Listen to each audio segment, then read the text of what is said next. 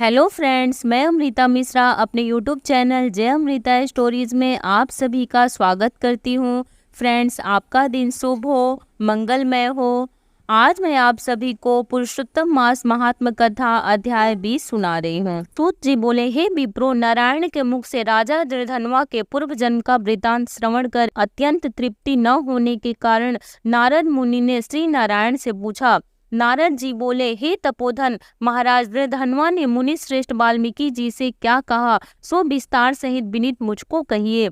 नारायण बोले, हे नारद सुनिए। राजा दृढ़धनवा ने महाप्राज्ञ मुनि श्रेष्ठ वाल्मीकि मुनि की प्रार्थना कर जो कुछ कहा सो मैं कहूँगा। दृढ़धनवा बोला, मोक्ष की इच्छा करने वाले लोगों से पुरुषोत्तम मास का सेवन किस प्रकार किया जाए, क्या दान दिया जाए और इसकी विधि क्या है, यह सब संपूर्ण लोक के कल्याण के लिए मुझसे कहिए, क्योंकि आपके समान महात्मा संसार के हित के लिए ही पृथ्वी पर भ्रमण करते हैं। यह पुरुषोत्तम मास स्वयं साक्षात पुरुषोत्तम भगवान है। उस पुरुषोत्तम मास के सेवन से महान पुण्य होता है। यह बात मैंने आपके मुख से भली भांति सुनी है। मैंने पूर्व जन्म में सुदेव नामक ब्राह्मण श्रेष्ठ होकर विधि से पुरुषोत्तम मास का सेवन किया, जिसके प्रताप से मेरा मृत पुत्र उठ खड़ा हो गया। हे ब्राह्मण, पुत्र शोक के कारण निरंतर निराहारी मेरा यह पुरुषोत्तम मास बिना जाने ही बीत गया। अज्ञान से हुए पुरुषोत्तम मास का ऐसा फल हुआ कि मृत्यु को प्राप्त सुखदेव उठ खड़ा हो गया। हरि भगवान के कहने पर इस अद्भुत पुरुषोत्तम मास का सेवन किया। हे तपोधन, मुझे इस जन्म में वह सब विस्मृत हो गया है, इसीलिए इस पुरुषोत्तम मास का पूजन विधान विस्तार पूर्वक मुझसे फिर कहिए। वाल्मीकि जी बोले, ब्रह्म मुहूर्त में उठकर पर ब्रह्मा का चिंतन करें, उसके बाद बड़े पात्र में जल लेकर नैऋत्य दिशा में जाएं। पुरुषोत्तम मास को सेवन करने वाला शौच के लिए ग्राम से बहुत दूर जाए। दिन में तथा संध्या में कान पर जनेऊ को रखकर और उत्तर मुख होकर पृथ्वी को तृण से आच्छादित कर वस्त्र से सिर बांधकर और मुख को बंद कर अर्थात मौन होकर रहे। न थूके और न श्वास ले, इस तरह मलमूत्र का त्याग करे। और यदि रात्रि हो तो दक्षिण मुख होकर मलमूत्र का त्याग करे और बाएं हाथ में 3 बार, दोनों हाथों में 10 बार मिट्टी लगावे, दोनों पैरों में 14 बार लगावे। इस तरह शौच कर मिट्टी और जल से पैर और हाथ धोकर दूसरा कार्य करे। तीर्थ में शौच न करे, तीर्थ से जल निकालकर शौच करे। 2 हाथ जल वाले गढ़ई को छोड़कर यदि अद्भुत जल में अर्थात तीर्थ में शौच करे तो बाद तीर्थ की शुद्धि करे, अन्यथा तीर्थ अशुद्ध हो जाता है। इस प्रकार पुरुषोत्तम उत्तम व्रत करने वाला शौच करे। तदंतर 16 कुल्ला अथवा 12 कुल्ला करे। मूत्र का त्याग करने के बाद 8 अथवा 4 कुल्ला गृहस्थ करे। उठकर प्रथम नेत्रों को धो डाले, दातुन ले आवे और इस मंत्र को अच्छी तरह कहकर दंत धावन करे। हे वनस्पते, आयु, बल, यश, वर्च, प्रजा, पशु, वसु, ब्रह्म ज्ञान और मेधा को मेरे लिए दो। मार अथवा बैर की 12 उंगली को छेद रहित दातुन कानी उंगली के समान सोटी हो, जिसके पर्व के आधे भाग में कुची बनी हो, उस दातुन से मुख शुद्धि करे। रविवार के दिन काष्ठ के दातुन करना मना किया है, इसीलिए 12 कुल्ला से मुख शुद्धि करे। आचमन कर अच्छी तरह प्रातः काल में स्नान करें। स्नान के बाद उसी समय तीर्थ के देवताओं को तर्पण के द्वारा जल देवें।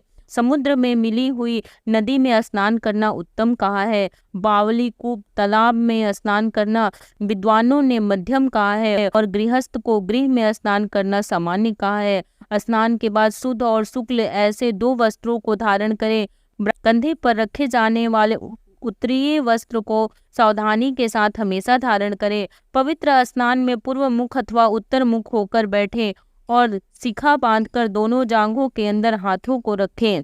कुश की पवित्र हाथ में धारण कर आचमन क्रिया को करें। ऐसा करने से पवित्री अशुद्ध नहीं होती, परंतु भोजन करने से पवित्री अशुद्ध हो जाती है, इसीलिए भोजन के बाद उस पवित्री का त्याग करें। आचमन के बाद गोपी चंदन की मिट्टी से तिलक धारण करें। वह तिलक ऊर्ध्व पुंड्र हो, सीधा हो, सुंदर हो, दंड के आकार का हो, ऐसा धारण करें। ऊर्ध्व पुंड हो अथवा त्रिपुंड हो, उसके मध्यम में छिद्र बनावे। ऊर्ध्व पुंड में लक्ष्मी के साथ हरि भगवान स्वयं निवास करते हैं।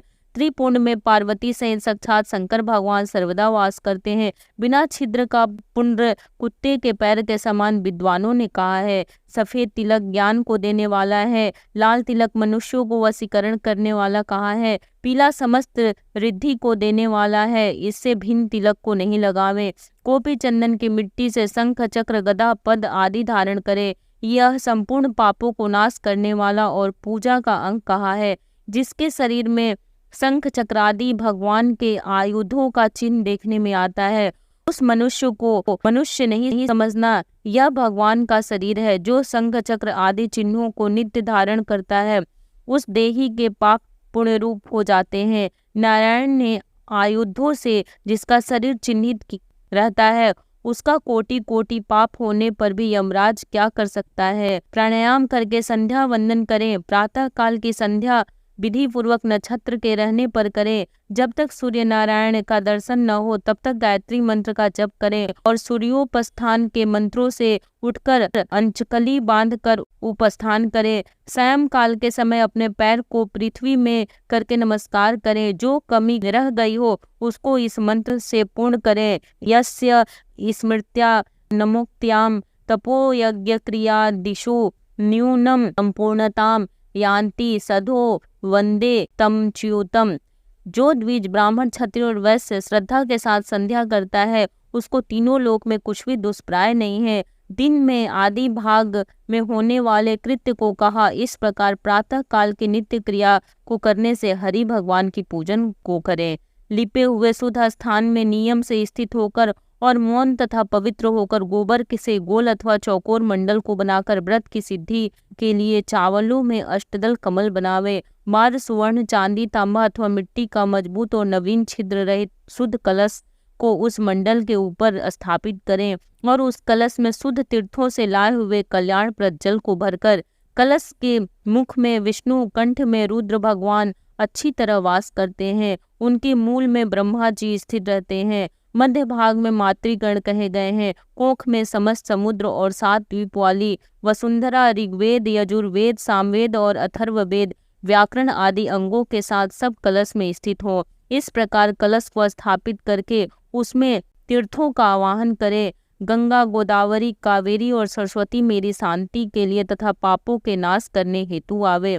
तदंतर उस कलश का मंत्र पाठ पूर्वक गंध, अक्षत, नैवेद्य और उस काल में होने वाले पुष्प आदि उपचारों से पूजा करके उसके ऊपर पीले वस्त्र को लपेटा हुआ तांबे का पात्र स्थापित करें। उस पात्र के ऊपर राधा के साथ हरि की मूर्ति स्थापित करें। राधा के साथ सुवर्ण की पुरुषोत्तम भगवान की प्रतिमा बनावे और भक्ति से तत्पर होकर विधि से के साथ उस प्रतिमा का पूजन करें। पुरुषोत्तम मास के पुरुषोत्तम देवता है। पुरुषोत्तम मास में आने वाले उनकी पूजा करनी चाहिए। जो इस संसार सागर में डूबे हुए को उबारता है, उसकी इस लोक में भी मृत्यु धर्म वाला कौन मनुष्य नहीं करता। ग्राम फिर मिलते हैं, धन फिर मिलता है, पुत्र फिर मिलते हैं, गृह फिर मिलता है, शुभ अशुभ कर्म फिर मिलते हैं, परंतु शरीर फिर नहीं मिलता। उस शरीर की रक्षा धर्म के लिए और धर्म की रक्षा ज्ञान के लिए हुआ करती है और ज्ञान से मोक्ष सुलभ हुआ करता है। इसलिए धर्म को करना चाहिए। देह रूप वृक्ष का फल सनातन धर्म कहा गया है। जो शरीर धर्म से रहित है वह बांझ वृक्ष के समान निष्फल है। सहायता के लिए न माता कही गई है, न स्त्री पुत्र आदि कहे गए हैं तथा न पिता, न सहोदर भाई, न धन कहे गए हैं। केवल धर्म ही उसका प्रधान कारण कहा गया है। वृद्धावस्था सिंहनी के समान भय देने वाली है और रोग शत्रु के समान पीड़ा देने वाले हैं। फूटे हुए बर्तन से जल गिरने के समान आयु प्रतिदिन क्षीण होती रहती है। जल के तरंग के समान चंचल, लक्ष्मी पुष्प के समान क्षण मात्र को में मुरझाने व अवस्था, स्वप्न के राज्य सुख के समान संसार के विषय सुख प्रवृत्ति का निरर्थक है। धन चंचल है, चित्त चंचल है और संसार में होने वाला सुख चंचल है। ऐसा जानकर संसार से विरक्त होकर धर्म के साधन में तत्पर हुए। जैसे सर्प से आधा देह निगले जाने पर भी मेढक मक्खी को खाने की इच्छा करता ही रहता है, उसी प्रकार काल के ग्रास हुआ जीव दूसरे को पीड़ा देने में तथा दूसरे का धन अपहरण करने में प्रेम करता है। मृत्यु से ग्रस्त आयु वाले पुरुष को सुख क्या हर्ष करता है, पद के लिए वधस्थान को पहुँचाए जाने वाले पशु के समान सब सुख व्यर्थ है। जब धर्म करने के लिए चित्त होता है तो उस समय धन का मिलना सुलभ नहीं होता। जब धन होता है तो उस समय चित्त धर्म के लिए उत्सुक नहीं होता। जब चित्त और धन दोनों होते हैं तो उस समय समपात्र नहीं मिलते। इसीलिए चित्त, वित्त, सत्पात्र इन तीनों का जिस समय संबंध हो जाए उसी समय बिना विचार किए ही जो धर्म को करता है वही बुद्धिमान कहा गया है। अधिक धन के व्यय से होने वाले हजारों धर्म हैं। पुरुषोत्तम मास में थोड़े धन से महान धर्म होता है। स्नान, दान और कथा में विष्णु भगवान का स्मरण करना इतना भी उत्तम धर्म यदि किया जाए तो वह महान भय से रक्षा करता है। जिस प्रकार गंगा ही तीर्थ है, कामदेव ही धनुर्धारी है, विद्या ही धन है और गुण ही रूप है, उसी तरह संपूर्ण महीनों में उत्तम पुरुषोत्तम मास में साक्षात पुरुषोत्तम ही है। यद्यपि यह पुरुषोत्तम मास प्रशस्त समस्त कार्यों में, यहाँ यज्ञों में अत्यंत नित्य था तो भी भगवान के प्रसाद से पृथ्वी में साक्षात भगवान के नाम से प्रसिद्ध हुआ। जिस प्रकार हाथी के में सब प्राणियों के पैर लीन हो जाते हैं उसी तरह समस्त धर्म में और कला समस्त पुरुषोत्तम में विलीन हो जाते हैं। जिस प्रकार और नदियों की तुलना गंगा के समान नहीं की जा सकती है, कल्प वृक्ष के समान अत्यंत समस्त वृक्ष नहीं कहे जा सकते, चिंतामणि के समान दूसरे रत्न पृथ्वी में नहीं हो सकते, कामधेनु के समान दूसरी गौ नहीं हो सकती, राजा के समान दूसरे पुरुष नहीं हो सकते, वेदों के समान समस्त शास्त्र नहीं होते, उसी प्रकार समस्त पुण्य काल इस पुरुषोत्तम मास के पुण्य काल के समान नहीं हो सकते। पुरुषोत्तम मास के देवता पुरुषोत्तम भगवान है। इसीलिए भक्ति और श्रद्धा से पुरुषोत्तम भगवान का पूजन करने चाहिए। शास्त्र को जानने वाला कुशल शुद्ध वैष्णव सत्यवादी और विप्र आचार्य को बुलाकर उसके द्वारा पुरुषोत्तम की पूजा करें। अंतःकरण में होने वाले मोह, काम, क्रोध, लोभ, मद, मात्सर्य आदि रूप बड़ी बड़ी मछलियों से पूर्ण अत्यंत गंभीर वेग वाले इस संसार रूप सागर को पार करने की इच्छा करता है, वह इस भारतवर्ष में आदि देवता पुरुषोत्तम भगवान की अच्छी तरह पूजन करे। जय श्री कृष्ण। राधे राधे। फ्रेंड, 21वें अध्याय सुनने के लिए प्लीज़ हमारे चैनल पे बने रहिए। यदि ये कथा अच्छी लगे तो लाइक कर दीजिए, शेयर कर दीजिए, चैनल को सब्सक्राइब कर दीजिए, बेल नोटिफिकेशन को प्रेस कर दीजिए ताकि जब भी कोई मैं नई वीडियो अपलोड करूं उसकी नोटिफिकेशन सबसे पहले आपको मिले। जय श्री कृष्ण। राधे राधे।